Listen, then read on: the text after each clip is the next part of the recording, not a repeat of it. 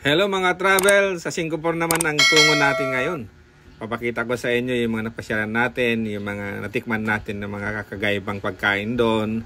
At saka yung mga pinasyalan natin, kasama ko yung aking pamangkin. So nag-take out tayo mula Naiya Terminal 3, sakay ng Cebu Pacific papuntang Singapore. Ayan, nandito na tayo sa Himpapawid. At kakalanding lang natin dito sa Changi Airport, dito sa Singapore. One of the most beautiful airport in the world. Ayan, ito yung loob ng Changi Airport. Ayan, papunta na tayo sa hotel na ating titirhan dito. Medyo malapit from the airport. Ito yung hotel na tinirhan natin. Good morning. It's Saturday morning. 6 AM. Pero madilim pa. Unlike dyan sa Pinas. Pagka ganitong buwan, April, maliwanag na dyan. Pagka ganitong oras 6 AM. Pero dito sa Singapore, madilim pa. Kaya mga street lights, bukas na bukas pa. I will be staying here for a week lang. Ang in-order natin for breakfast ay seti, kaya butter with French loaf set. So, may kape, may dalawang half cooked na egg na babatiin natin, titimplahan ng soy sauce at saka paminta, at dito natin isasawsaw yung loaf bread. French bread pala. Ayan. So, dito tayo ngayon sa Marina Bay Sands. Meron kaya akong makuha dito pag mamingwit ako. Magbalance muna kami ng aking pamangkin. Parang kami sa Manila Bay Sands. Ito na. Mamaya punta kami dyan. Okay. Mamaya doon tayo. Aircon.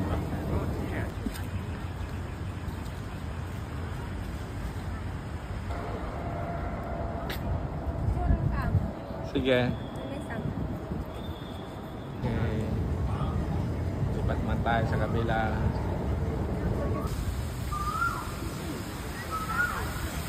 Man-made body of water.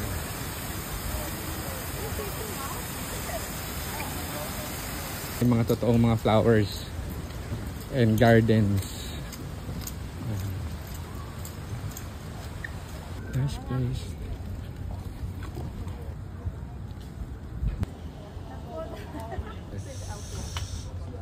Okay, nasa loob na tayo ng Gardens by the Bay.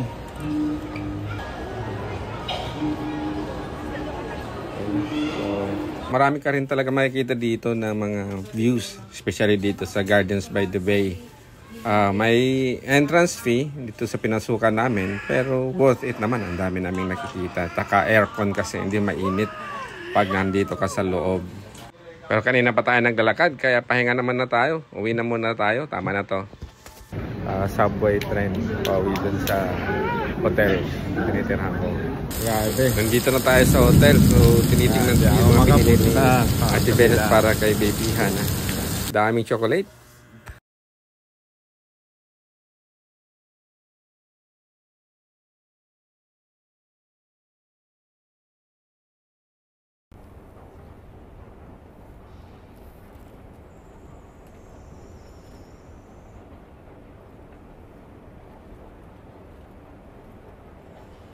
It's time for breakfast.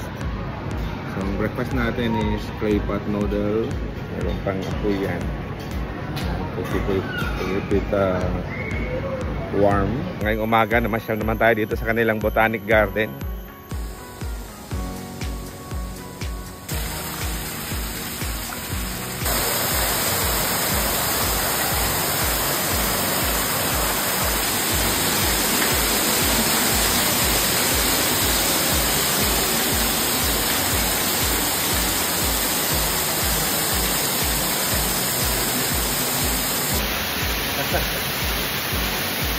Tangkad ng punong ito.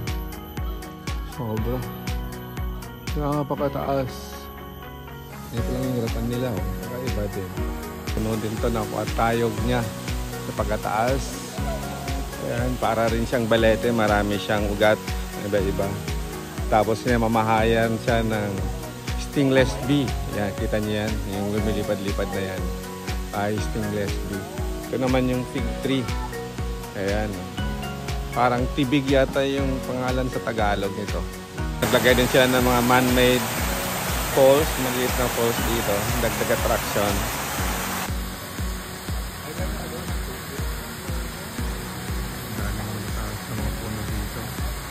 Ito yung mga pwedeng puntahan, mga travel kung nandito ka sa Botanic Garden. Ayan ang maganda dito pag pumunta ka. Ang daming CR, ang dami rin pwedeng kainan. Kaya hindi tayo magugutom at hindi tayo problema ng palikuran pag naandito tayo. Meron ding bilihan ng mga souvenir items. Yan. Kompleto. Meron ding kuhaan ng tubig pagka nauhaw, tangka din, saka straight na puno. Yan ang puno na ito. Tawag pala nila dito sa puno na ito ay West Indian Locust. Mga katravel, ang tawag nito sa atin ay Martinicus. Yan. Dilaw yung kanyang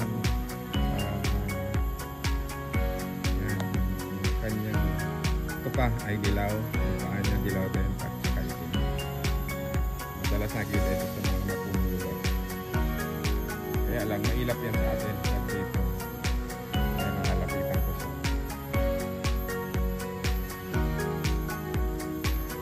Meron din sila ditong elephant apple o kasmon. Ito ay nag-originate sa ating bansang Pilipinas. Ayan. Sila ditong kay Mito o star apple. So nag-originate pala ito sa Belize, Caribbean. Ayan. Sa atin, napakarami nito. No, kay Mito. Star apple, masarap nito. Isa rin ito na heritage tree dito sa Singapore. Ang tawag nila dito ay Chingal Pasir. Ayan. Dinedicate nila ito sa LU Foundation. Ang tataas ng mga puno na ito. Wow. Talagang pinaghirapan din nilang ginawa ito. Pato talaga mga ka-travel. Ayan o. Ayan. Ayan, pinagpatong nila. Ito, kahoy ba ito? Oo, kahoy. Mga dating punong kahoy. So dito yung Evolution Garden. Yan. Lawak talaga nitong Botanic Garden dito sa Singapore. Kaya maganda, maaga yung pagpunta dito, yung wala pang araw. Tapos mag-jogging. No? Grabe, ang lalaki ng mga puno dito. Hindi ka magsasawa sa panunod. Ilang labuyo dito mga ka-travel, pero maamo yung labuyo nila o hindi lumilipad. Ayan o. Hanggang dito na muna yung ating pamamasyal dito sa Singapore Botanic Garden mga ka-travel. Palobat na rin ng ating camera at past 12 noon na at mukhang paulan na rin.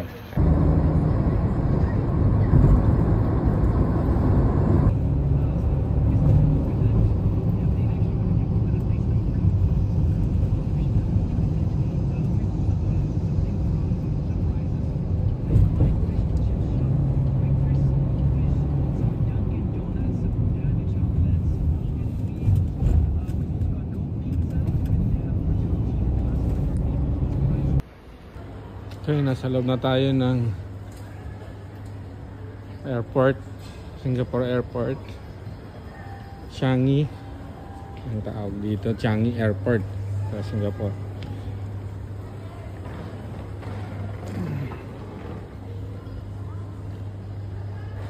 Okay. So, sa loob ng Singapore Airport marami silang mga attraction, kaya tinatawag ito na isa sa pinakamagandang airport sa buong mundo. So since maaga naman tayong dumating dito sa Singapore Airport, sa Changi Airport, may konting time tayo para mag-ikot-ikot muna saglit para makita natin yung mga magagandang mga attraction dito at saka window shopping na rin. Wala naman tayong balak bilhin, pero who knows, baka may gustuhan tayo, edi bilhin na rin natin. Kaya ikot-ikot muna tayo dito. Pagka ganitong month of April, mukhang hindi masyadong peak ang season dito, especially na parating na yung Holy Week. So siguro medyo konting pumupunta sa Singapore at umaalis dito pag ganitong panahon, kaya hindi masyadong marami ang tao. konti lang. At time bumili ng alak, maraming alak. Ano kaya bilhin natin? Vitamins na lang kaya para pampalakas ng katawan. Boarding na. Pupunta na tayo. It's almost 4:36 PM. Pupunta na tayo sa ating sasakyang aeroplano pabalik ng Pilipinas, ng Maynila, galing dito sa Changi Airport, Singapore.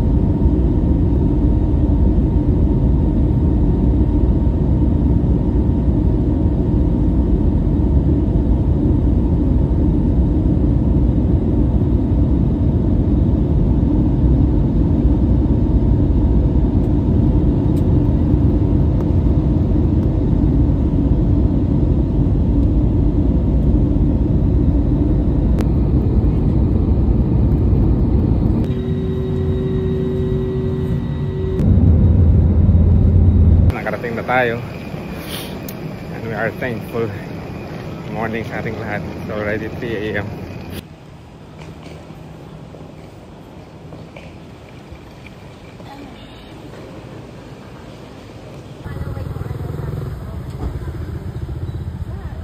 Thank you so much. Sana nagustuhan niyo ang video na to. At maraming salamat sa inyong pagsama sa akin sa ating biyahe papunta at pabalik ng Singapore. And hopefully kasama ko ulit kayo sa aking mga susunod pang mga biyahe. Ayan, and pag nagustuhan nyo ang video na to, don't forget to like and share and subscribe. Maraming salamat muli mga ka-travel. Ito pong muli si Will G, ang inyong online travel companion saan man kayo paroroon. Have a nice day.